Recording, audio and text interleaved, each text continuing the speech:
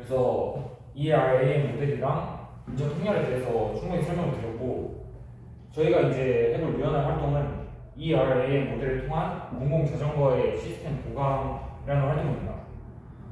일단 앞서 말씀드렸듯이 ERAM 모델은 특정 공간에서의 연결 관계, 그러니까 그리고 이제 그 어떤 특정 노드 안에 있는 사람들이 이동하거나 뭐 그런 관계를 알 수가 있는데, 그런 관계를 통해서 저희 지역은 이제 특별히 운영하고 있는 공공 자전거 사업인 타슈에 대해서 타슈에 대한 시스템을 좀 보강해보고 싶어서 이 유연화 활동을 진행하게 되었습니다. 일단 이 과정을 좀 설명을 드릴 건데, 첫 번째 문제 인식을 보여드리겠습니다. 일단 이 타슈를 좀 애용하시는 분들이라면 이 공공 자전거 수가 좀 부족하다는 것을 느끼는 사람들이 많을 거예요. 왜냐면 이 공공 자전거 수가 어떤 시간대에 또 어떤 사람들이 특정 공간에서 어떤 다른 특정 공간으로 자전거를 타고 가면서 이 특정 어떤 공간에 자전거가 몰리는 현상이 발생하기 때문인데, 이는 저희가 생각하기에 분명히 문제가 있다고 느꼈고, 이 적절한 공간 분석을 통해서 효율적인 관리 방안이 필요하다고 생각하였습니다. 그래서 저희가 세운 계획은 다음과 같은데요. 일단 처음에 말씀드렸던 ERAM 분석을 위해서는 일단 이 보행량을 예측할 공간 선정이 필요해요. 그 공간에 대한 좀 심층적인 조사가 필요하고, 저희가 이 선정한 공간은 둔산동과 탐방동인데, 이 둔산동과 탐방동을 설정한 이유는 이 둔산동과 탐방동은 사람들이 좀 많이 움직이는 그런 곳이라서 설정을 하였고, 그래서 이제 어떻게 보면 이 그 공공자전거의 이동이 좀 더 좀 확연하게 보이지 않을까 해서 이 둔산동과 탐방동을 선정하였습니다. 그래서 이 ERAM 분석을 진행한 다음에 이 실제 공공자전거 이용 통계와 관련하여서 회계 분석을 통해서 이 공간과 그 실제 자전거가 어디서 어디로 많이 사용되는지 그 상관관계를 파악하는 활동을 진행하려고 계획했습니다. 일단 탐구 과정 첫 번째인데, 저희가 이 오버패스 털보라는 웹사이트를 통해서 이 분석할 공간의 도로 벡터 데이터를 가져온 사진입니다. 이게 보이시는 사진이 둔산동 쪽의 사진인데, 이게 그냥 벡터 데이터니까 이게 벡터 데이터고, 이 벡터 데이터를 통해서 저희가 뭘 하려냐면 여기 보이시는 축선도를 그려보려고 했습니다. 이 축선도를 통해서 ERAM 분석을 할 수가 있거든요. 이 추출된 도로 정보를 netmapx라는 사이트가 있는데, 거기서 이제 DXF 형식으로 변환을 해서 QGIS 프로그램을 사용해서 이 도로 벡터 데이터를 표현하는 것이고, 이 다음이 자동 축산도 작성 기능을 통해서 자동 축산도 기능을 통해 축산도를 만들려고 계획을 한 것이었습니다. 그런데 축산도가 이렇게 그려졌는데, 이게 보이실지 모르겠지만 이 사진을 보시면 이 도로 벡터 데이터는 좀 제대로 구현이 된 것 같은데, 여기서 축선이 좀 이상하게 형성되었던 것을 알 수가 있었습니다. 여기가 이제 피봇이라는 과정인데, 피봇이 이제 저희가 계획한 활동이 제대로 되지 않았을 때 이 방향을 트는 거라고 선생님이 말씀하셨는데, 이 피봇 저희에게 이 피봇이 뭐냐면, 일단 문제 상황은 이 탐구 과정 1의 끝 상황이었습니다. 여기서 축선이 이상하게 형성되었음을 저희가 이해를 했고, 이를 어떻게 해결해야 될지 다른 방안을 좀 모색을 해보려고 좀 여러 시도를 해보다가 저희가 생각한 일단 문제는 이거였습니다. 데이터에는 이 도로의 선만 존재하고 건물 폴리곤, 그러니까 이 폴리곤이 뭐냐면 벽체인데, 이 건물 폴리곤이 없으니까 앞서 말씀드렸던 netmapx 사이트에서 공간 구조를 잘 분석하지 못한 것이었어요.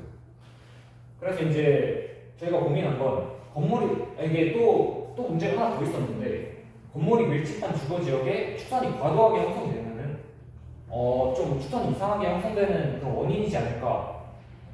그래서 다른 수정화 방안을 고민하였습니다. 수정 방안이 뭐냐면 그러니까 한 블록을 폴리곤으로 설정을 해서 공간 분석을 진행하기로 결정한 것입니다. 이렇게 한 블록을 폴리곤으로 설정한 행동의 효과는 그러니까 공공 자전거 대여소가 설치되는 것도 이 블록의 외곽선 부분이니까 좀 타당하다고 생각을 했고, 그렇게 해야지 이제 추천도가 좀 깔끔하게 그려질 것이라고 생각했기 때문에 저희 피고 과정은 이렇게 됩니다. 네, 정리하자면 이제 뎁트맥스 이 프로그램 자체가 열린 공간을 기준으로 축선을 그려서 분석하는 프로그램이기도 하고, 도로에서만 존재하는 이런 공간의 입체 구조를 분석을 하지 못하기 때문에 이 뎁트맥스를 통해서 분석을 하려면 다른 방법으로 공간을 그릴 필요가 있다는 것을 깨달았습니다. 그리고 건물이 밀집한 주거 지역에는 이제 축선이 과도하게 형성돼서 분석 결과 자체가 왜곡될 수 있는 그런 문제점을 저희가 예측을 하고 블록을 기준으로 이걸 공간을 그려보겠다라고 생각을 했는데요. 그래서 이렇게 축선도를 다시 그렸습니다. 그 과정은 이제 QGIS 프로그램을 사용해서 이제 블록의 모양을 따라서 저희가 직접 벡터 레이어를 이렇게 그려가지고 그린 뒤에 그거를 DFX 파일로 뎁트맥스에 넣은 다음에 축선도를 그리니 이런 모양이 나오게 되었고요. 그래서 이 축선도를 기준으로 이 축선을 노드로 보고 축선 사이의 교차점을 에지로 삼아서 인접 행렬을 구성하고 그 고유 벡터의 성분들을 구했습니다. 그래서 그 고유 벡터 값과 도출된 ERAM의 값과 하수의 대여 이력 정보를 이렇게 가공해서 구한 회선량, 그러니까 이 대여소에서 얼마나 자전거가 대여가 되었는지, 반납되었는지 이런 지표를 서로 이렇게 회귀 분석해서 그 상관관계를 분석하였습니다. 그래서 그 과정을 진행을 한 결과 X축은 예측한 회전량이고 Y축은 그 엑셀 파일에서 집계한 실제 회전량을 말하는데요. 그래서 예측한 값과 실제 값의 이런 상관관계가 결정계수가 0.31로 분석되었습니다. 그러니까 회귀 분석에서 결정계수라는 게 100% 중에서 결정계수만큼, 그러니까 0.31이니까 31% 정도는 설명을 할 수 있다 라는 말이 되고요. 그래서 이는 작지만 상관관계는 분명히 있다는 것을 말을 할 수 있습니다. 그래서 분명 31%도 적은 설명력을 가지긴 하지만 확실한 설명력을 가지고 있긴 하지만 그게 좀 미약하기 때문에 설명력을 높이기 위해서 다른 지표를 한번 추가해 보았습니다. 그래서 먼저 하나 생각한 것은 지하철역 주변 노드에 가중치를 주었는데요. 이 가중치를 이렇게 주겠다고 생각한 이유는 보통 지하철역에서 내린 다음에 이렇게 타는 경우도 있을 거고, 자전거를 타고 여기서 내려서 지하철로 이렇게 환승을 하는 느낌의 그런 식으로 해서 지하철역 주변에 자전거가 좀 많이 올 가능성이 높지 않을까 생각해서 지하철역 주변 노드에 가중치를 주는 방법과 이제 회귀 분석에 상업시설 대량 변수를 추가했습니다. 상업시설이 많다는 것은 그냥 결국 번화가라는 것이고, 사람들이 많이 다닌다는 것을 의미를 하기 때문에 사람이 많이 다니면 당연히 이런 회전량도 늘어날 것이다 라는 예측을 기반으로 이렇게 해보았습니다. 그래서 먼저 지하철역 주변 가중치는 어떻게 되냐, 지하철역으로부터 반경 200m 내에 있는 노드에 가중치를 2 부여했습니다. 2를 부여했다는 것은 인접행렬에 이런 성분이 있잖아요. 그래서 인접행렬은 원래 0이랑 1로 표현되는데 이 해당되는 노드의 성분은 1이 아닌 2로 표현을 했다는 겁니다. 2는 임의로 정한 값이고 이건 상관관계를 보기 위한 것이니까, 그래서 추후 어떻게 계산을 한다거나 좀 더 개선을 하면은 2가 아니고 1.5라던가 약간 다른 값으로 좀 더 정확한 값으로 바뀔 여지는 있습니다. 그리고 이제 상업시설의 변수를 추가하는 과정인데요. 오버패스 터보라는 프로그램 웹사이트에서 상업시설의 좌표를 버리는데요. 이건 상점이나 사무소 그런 것들을 다 지도에 표현을 하고 있습니다. 잘 보이실지 모르겠는데 여기 빨간색 점, 지도에 있는 빨간색 점이 상업시설을 나타내는 그 위치고요. 그리고 아까 엑셀 파일에서 대여소의 좌표를 QGIS 상에서 불러오겠습니다. 그래서 여기 있는 초록색 점이 대여소의 위치가 되겠습니다. 그래서 QGIS에 있는 버퍼라는 기능을 사용해서 대여소 반경 200m 구역을 이렇게 표시를 해주었고요. 회색 동그라미가 반경 200m 구역이 되겠습니다. 그래서 이 버퍼 내에 상업시설 수가 얼마나 있는지를 계산하는 그런 알고리즘을 QGIS 내에서 사용해서 상업시설 개수를 측정했습니다.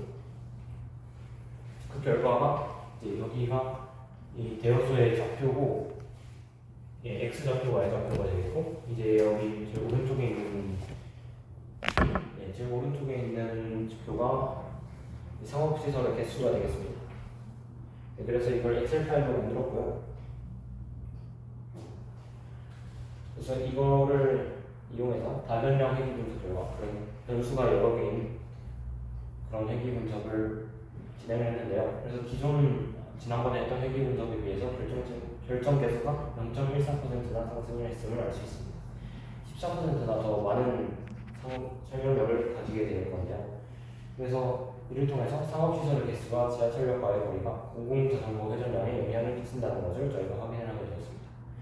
그리고 이거 두 개를 합쳐서 이렇게 분석하면 뭐가 얼마나 영향을 끼쳤는지 모르니까 서로 따로도 한번 해봤는데 지하철역의 가중치는 ERAM 값이 보행량을 나타내는 지표죠. 그래서 이것과 회전량의 상관관계를 높여줬고 이 상업시설의 개수는 설명력을 보강하는 역할을 했음을 확인할 수 있습니다. 그리고 축선의 길이와 너비 등을 사용해서도 그런 변수를 사용해서 지표기 분석을 진행을 해봤는데 그런 것들은 결과에 영향을 거의 주지 않았음을 알 수 있습니다.